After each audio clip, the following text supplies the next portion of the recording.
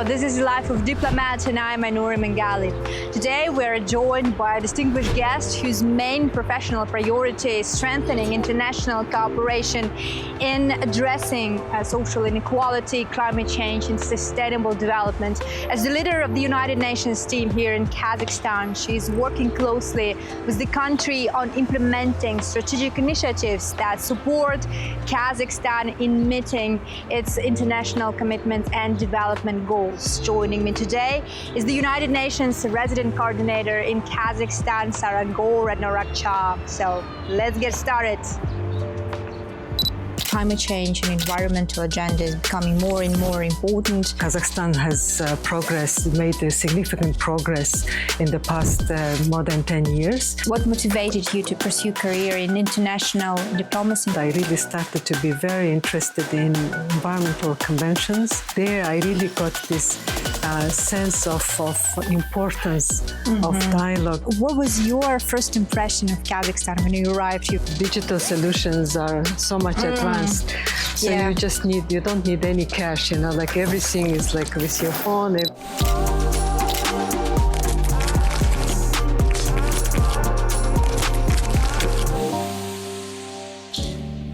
Your Excellency, hello, nice to meet you. Welcome to UN House. Welcome to the program Life of a Diplomat. It's a pleasure to have you with us today. Thank you very much for having me. Shall we proceed? Yes, thank you.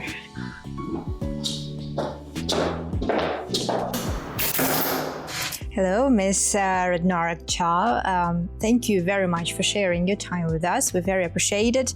Let us begin. The United Nations has a very robust presence in Kazakhstan with over 20 agencies, funds and programs operating across the country. So what is the UN's top development priorities in Kazakhstan today? Thank you very much, first of all, for this invitation. Last year in 2025, together with the government, we signed so-called United Nations Sustainable Development Cooperation Framework. So this is really like a main document which specifies priority areas for cooperation between the government and UN system in Kazakhstan. And this program we just launched earlier this year will cover from 2026 to 2030. And within this cooperation framework, we, together with the government, as well as with the other stakeholders, we identified four priority areas. So first one is empowering people and strong institutions. So within this pillar, we will be working very closely with the government to strengthen provision of services in health, education and social protection, and then is at the same time also investing in human capital. The second pillar or outcome is about economy. So this is a diversification of economy, also decent work, so everything related to economic aspect of our cooperation. The third pillar is about ecology, environment, climate change. It's quite a big outcome area for us, everything related to environmental issues, climate change, and etc. The last one is on social cohesion. So this is also a very important area that we would like to work together with the government. It's about the civic space, it's about human rights, rule of law, and as well as also reducing inequalities. So these four broad areas will be like main priorities for us to cooperate in the coming years. In the coming years, mentioned exactly. Until 2030. Last month, you've taken part in a roundtable discussion, which was dedicated to the topic of the contribution of universities to the implementation of sustainable development goals. And talking about SDG and implementation and achieving these goals, where has Kazakhstan made the most progress towards it, in your opinion? This is a very good question. It's a very timely question, I would say, because until 2030, only like even less than 5 years left. And SDG or Agenda 2030 was adopted in 2015. So of course, like Kazakhstan has made a significant progress in the past more than 10 years. And most notable progress was achieved in the area of poverty reduction, social protection, also on education, and also digitalization. So compared with other countries globally, Kazakhstan is in fact achieving a very good progress. Almost like 40% of SDG targets have been achieved already or in track, whereas the global average remains below 20%. Yes, as of my understanding, climate change and environmental agenda is becoming more and more important, like worldwide and also in this part of the world and in Kazakhstan. Of course, there are environmental challenges that Kazakhstan faces, for example, the situation in the RLC and RLC region, the Caspian Sea as well. So again, how is the UN supporting Kazakhstan's climate commitments? Because from one side we have challenges, from another we have commitments to reduce, for example, CO2 emissions and so on and so forth. Absolutely. So Kazakhstan has made several international commitments, and Kazakhstan is also a party to environmental conventions, or we call them multilateral environmental agreements, starting from climate change, desertification, biodiversity, many other UN environmental conventions. For example, air quality is a big issue, right? So it's especially in the big cities, in industrial cities, a big issue. So it's not only in Kazakhstan, it's also in Central Asia, globally. Also, the countries are really having this challenge of tackling the air pollution issue. So what UN, for example, could do, or it does, so some experts could be also looking into very specific aspects of emission.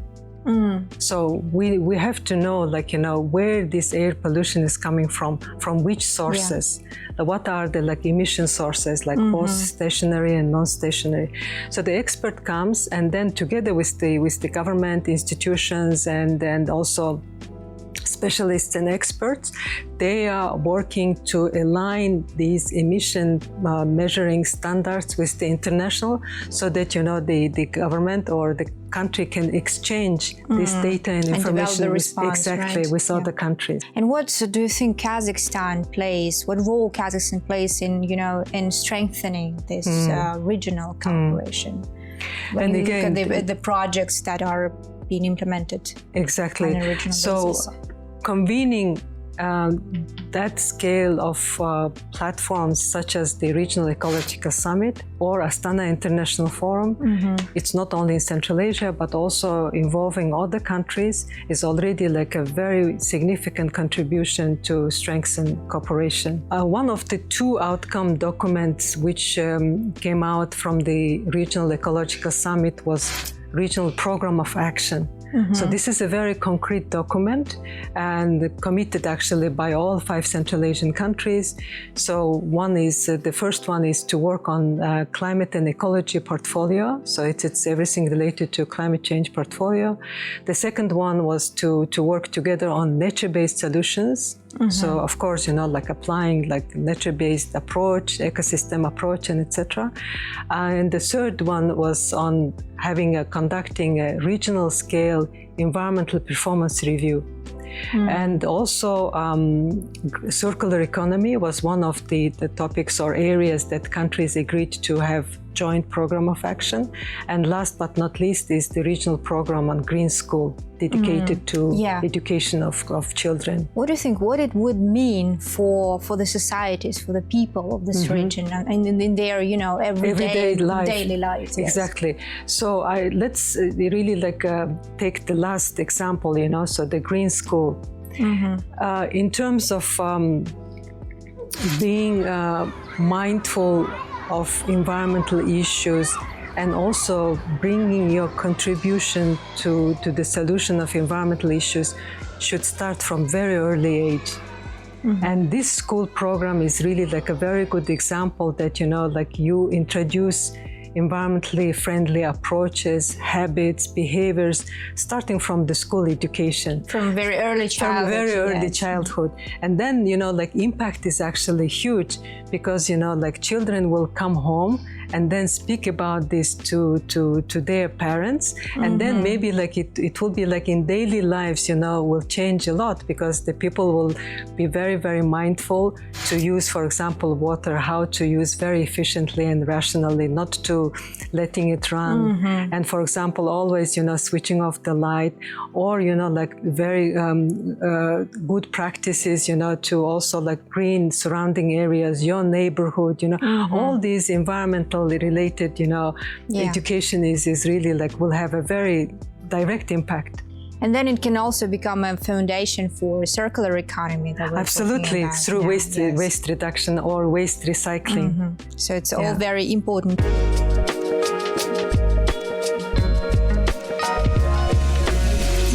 The young people, and in the context that young population is really increasing in Kazakhstan. Another important direction here is education and the aspiration of Kazakhstan to become a real digital nation. So what are your thoughts on these current trends of digitalization, and how is the United Nations is also collaborating with Kazakhstan, with its government on these in these particular sphere? Indeed, this year is also a year of digitalization, and the country will be fully digital in 3 years. And of course, you know, so all the government policies and programs, we're also aligning our work with the government policies. Digitalization is, of course, it's certainly very beneficial. At the same time, the UN is also, our main principle is really leaving no one behind. So that, you know, like digital access to digital services or digitalization should be really like equal to everyone, not leaving behind like a marginalized groups, not leaving behind those very living in the remote areas, in isolated places or far from the center, because these marginalized groups should not be penalized because they don't have access, or like, you know, the use is limited. So this is one thing I would highlight. The second is really like ethical standards of using AI, especially also in education. So that's also like very much that the UN is promoting. It's also based on human rights approach, leaving no one behind and providing equal access to everyone. Your Excellency, you have worked across the United Nations system in different roles and in different countries. What's, in the first place, what motivated you to pursue a career in international diplomacy, international development? Good question. Very early in my career, actually, I was working for the private sector. So several years I worked for the private sector, which was a good experience to start my career.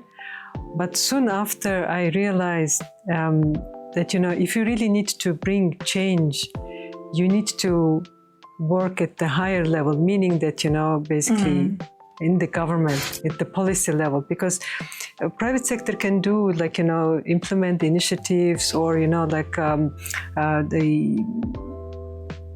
do something, but then it all depends, you know, like what are the policies that are supporting or you know, like barriers and etc. So this is actually how I entered the civil service or public service many years ago. And then I started working in my home country for the Ministry of Environment. And then, of course, working in the Ministry of Environment, I really started to be very interested in environmental conventions and multilateral agreements. And this is like, you know, basically attracted me a lot because, you know, like for a particular issue that all the member countries or the parties to these conventions come together. Sometimes it's a huge meeting, you know, like 2,000 people, 3,000 people, but, you know, like a negotiating particular issue. So this is, you know, like there I really got this sense of importance of dialogue, you know, and also negotiating and trust building, and also like a kind of collective spirit that you can really achieve something if you have this exchanges, so this is actually how I became very interested in international career. So having worked many years in my home country in the ministry, then I moved to UN agencies, so I work at different UN agencies. Yes, and looking back at these experiences and particularly challenges, what of these challenges or experiences shaped you and your worldview that you have today? Of course, these experiences are very rich and very diverse, it's not always the experiences are very successful. Yes, very positive. Because sometimes, the issues that you were working on, might get really stuck and then might really regress also in certain circumstances. So these experiences taught me to be very resilient, basically, So if you have really a very well-defined goal, so you need to be very, very resilient to achieve this goal, but at the same time being very flexible. And because in some issues, especially working at the international level, sometimes you need to be flexible to find the solution to going into compromises. And talking about youth and young people, and Kazakhstan is a very unique country because we have the growing number of young people. Actually, how is the United Nations here in Kazakhstan is engaging with young populations? Yeah, the young people, the youth is one of the key target groups for us, but we don't see young people as just beneficiaries, receiving support, but we see young people also a part of this change, we really see young people as game changers, the ones who will be leading the change.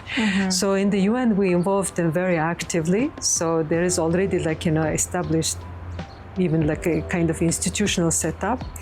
We have this mechanism called Youth Advisory Board. So this is we invite young people working for different projects under the different agencies, and it's not only from Astana, from different regions. So this Youth Advisory Board is very active. So what they do, they also come together to discuss issues, and then they advise us what the young people think, what is now happening. It's very wise, Yes. And then this is really helping to shape our programs, and also to really to discuss with them as one of our main stakeholders, and also linking them to decision making. So it's an important mechanism to listen and bring their ideas and proposals for our work. And then, of course, it ultimately also goes to the decision making.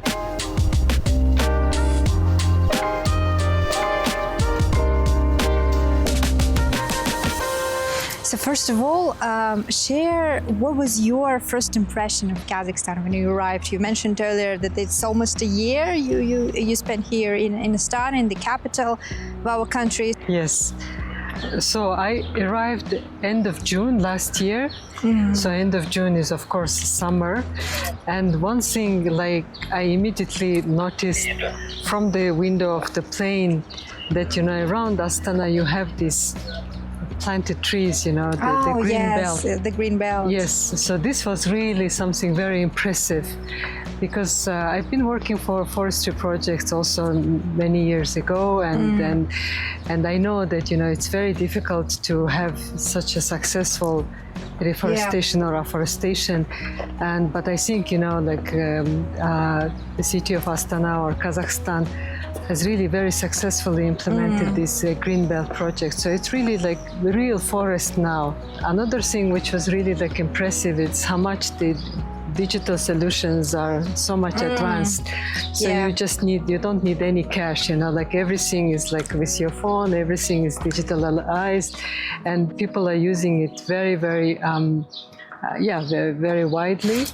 And because I'm living here along the river, the third thing I would say that, so many young people, because it was also the summertime, it's so nice, in the evening to go out and walk, along the lake, along the river, and find these nice young people, chatting and, being together was very impressive. Yeah, it's just very lively kind of Very lively place, yes, yeah. to find yourself in. And we also know that in your spare time you practice archery. Yes. It's very interesting activity. How does it help you to kind of switch the focus or kind of practice this work and life balance to find it in the very busy kind of environment? I arrived in summer, but then of course, the closer to October, November, December, it was getting cold. Mm-hmm. So I was looking for something, in terms of sport. Of course, I could go to gym, but then my colleague from IOM, he just actually suggested me, why don't you practice this archery? There is a club very close to your apartment. So this is how I found.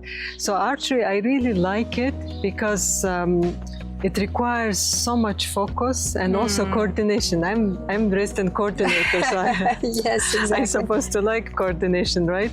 So the coordination means that, the way you stand, you have to bring together all these elements at one basically moment to shoot, so then it's a lot of also how you stand, a lot of, how things, making ready your bow. And it's very nice to concentrate and focus on something to deliver results. Yes, and then it's reflected in your professional area as well. That's very interesting. I really like it, yeah. And summing up everything that we've discussed today, what would be your message to the people of Kazakhstan about the future of Kazakhstan-UN cooperation? I would really highlight the environmental issues because again, we are witnessing more and more the impact of climate change. We are witnessing the negative impact of water issues. Water availability is becoming limited. So in that sense, my main message will be use natural resources responsibly, rationally, efficiently when it comes to water. When it comes to environmental issues, especially on land management, air quality management, and water issues, the regional cooperation is the key.